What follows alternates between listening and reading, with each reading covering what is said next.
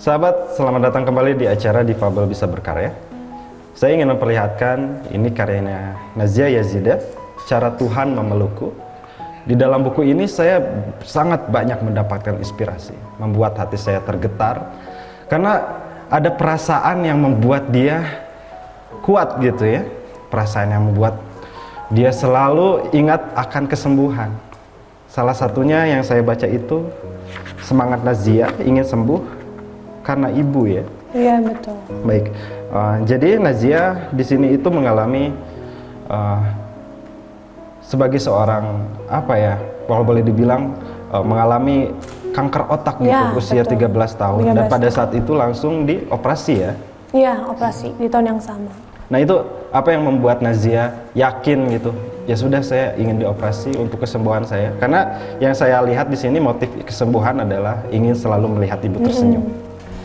Awalnya itu memang nggak mau dioperasi ya, karena bagi saya gitu di usia yang sangat kecil mungkin ya, operasi itu seperti antara hidup dan mati. Jadi antara aku nggak mau mati di saat aku jauh dari orang-orang sekitar aku gitu, kayak jauh dari ibu-ibu gitu. Nah jadi saat itu aku nggak mau, aku bilang ke dokter, dok aku nggak mau operasi, pokoknya nggak mau gitu. Jadi dokter ngasih obat aja gitu. Kata dokter boleh silakan gitu kan, silakan berobat kemana aja gitu, nggak harus medis juga gitu kan. Kita pergi ke non medis tuh kayak akupuntur ke sana kan. Terus ke jamu-jamu aku minum, daun sirsak, sarang semut udah semuanya pokoknya diminum. Tapi ya nihil gitu hasilnya ya? Iya gitu. Jadi nah satu ketika emang down banget sih kondisinya, udah bener-bener nggak nahan gitu, nggak ketahan lagi karena aku nggak pingsan tapi aku nggak sadar apa yang terjadi gitu. Dan kata ibu tuh itu teriak-teriak sakit katanya. Rasa sakitnya seperti apa Nazia pada saat itu? Jadi kan awalnya tuh kesemutan ya, kesemutan dari kaki ke atas sampai ke si lidah tuh nggak bisa digerakin, baal gitu. Nah udah gitu, jadi si tangan kiri sama kaki kiri itu nggak bisa digerakin sama sekali, lemes gitu. Waktu itu ada obat yang Nazia minum? Dulu itu obat hanya Koditam untuk penahan sakit, dan satu lagi aku nggak tahu namanya apa, lupa ya, untuk si sarafnya gitu. Tapi itu bukan di saat kita kesemutan itu minum itu langsung hilang, nggak ngaruh gitu. Nah jadi begitu ini si kebasnya ini ke kaki sama tangan sama bibir, mulut itu udah, kalau udah kayak gitu nggak bisa ngomong. Dia harus diem aja gitu. Nah udah setelah itu hilang, kesini pelipis kanan itu langsung kayak ditusuk pedang panjang tuh. Jadi nembusnya tuh ke sini gitu. Sakit banget pokoknya. Gitu. Jadi nggak ketahan lah gitu. Dan lalu akhirnya Nazia memutuskan untuk operasi. Karena saat itu udah nggak sadar, dibawa ke rumah sakit. Dan ibu yang mengajak ke sana. Iya, ibu, karena aku kondisinya tuh memang parah, nggak pernah aku kayak gitu.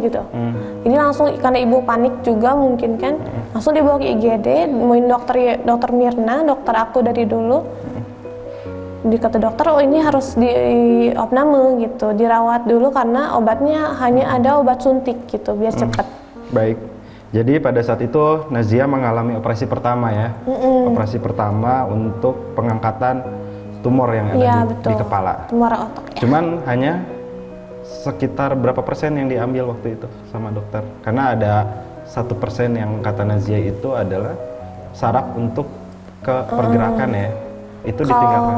Iya, bukan itu ya, pokoknya dokter bilangnya memang kita berusaha untuk mengangkat semua, kata dokter gitu. Cuma memang ada yang ada si tumornya yang di antara sel sensorik dan motorik.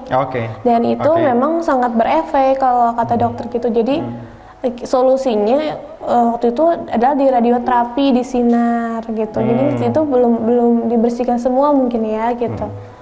Jadi itu adalah saraf gerak ya? Saraf gerak. Sensorik motorik ya, saraf gerak dan saraf rasa. Baik.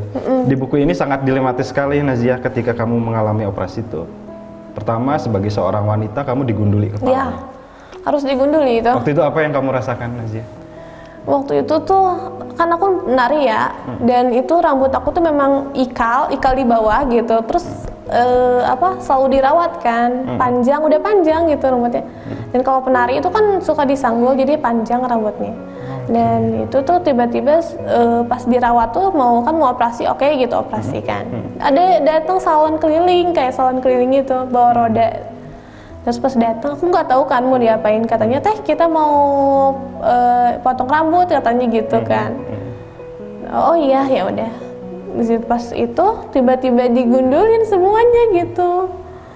Di saat ada ibu aku nggak ada tuh kan, tapi ada paman sama bibi aku di situ. Tiba-tiba digundulin sambil ngaca kan. Duh, aku mau nangis gitu, tapi kan malu gengsi gitu kan, ada paman sama bibi aku gitu. Harus memperlihatkan bahwa kamu Iya, kuat gitu. kuat bener. Jadi setelah digundulin aku berkaca-kaca gitu kan, tapi aku nggak nangis. Jadi aku kayak nguap gitu lah, kayak yang ngantuk gitu, pura-pura ngantuk gitu loh, biar kalau nangis nggak kelihatan. Jadi memang Nazia ini di buku ya, Nazia ini tipikal orang yang tidak ingin memperlihatkan rasa sedih ya kepada orang lain. Apa yang melatar belakangi Nazia bersikap seperti itu? Jadi kalau aku sakit itu, aku kan bisa nangis kan. Tapi karena sakitnya itu sampai nangis gitu. Dan kalau aku nangis, ibu aku ikut nangis, gitu. Jadi kan kalau aku nangis, ibu aku ikut nangis. Dan jadi aku mikir kalau aku nggak boleh nangis gitu kan. Kalau aku nggak mau ibu aku nangis gitu. Jadi makanya aku berusaha kalau nggak sakit-sakit banget bisa ditahan tuh nggak nangis gitu.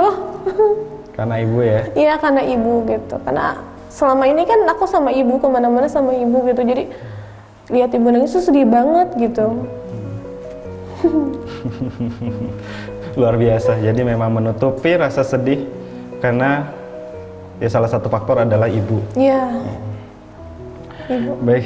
Nazia di sini ada tulisan juga Nazia pernah ke Jakarta ya nonton K-pop. Betul. Kenapa berani sekali sih? Apa yang kamu rasakan pada saat itu di operasi mau menjelang operasi kedua ya? Iya, mau menjelang operasi kedua. Dan waktu itu Nazia juga terapi di Antapani di Atera itu yang salah satu proses kesembuhan dari situ juga gitu ya. Mungkin bisa diceritakan tuh terkait dengan kenapa sih waktu itu berani-beraninya untuk ke Korea ke Korea lagi ke Jakarta untuk nonton konser Korea.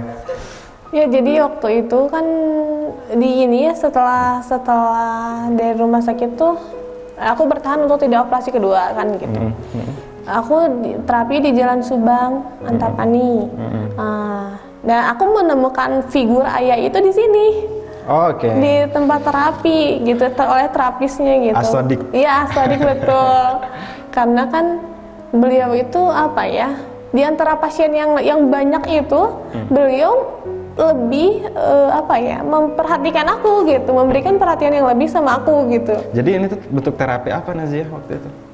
Itu apa namanya? Aura kah? Bukan. Atau totok atau apa namanya?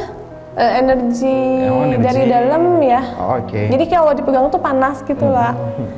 Nah itu berpengaruh banget buat aku gitu. Jadi kalau lagi kesemutan, kebas gitu, di terapi berangsur menghilang gitu. Oke, baik. Ya saat itu aku bilang itu tuh sekitar akhir 2014. Tiba-tiba aku tuh dapat ini loh dapat kabar bahwa ada konser katanya gitu. Konser EXO datang 2014 ke Jakarta tapi kan. Masya Allah. Baik, jadi waktu itu Nazia menyempatkan untuk hadir ke konser EXO tahun 2014. 2014 Sebelum kali, kita lanjut, ada yang mau lewat satu ya. Sahabat, tetap di acara Difabel Bisa Berkarya.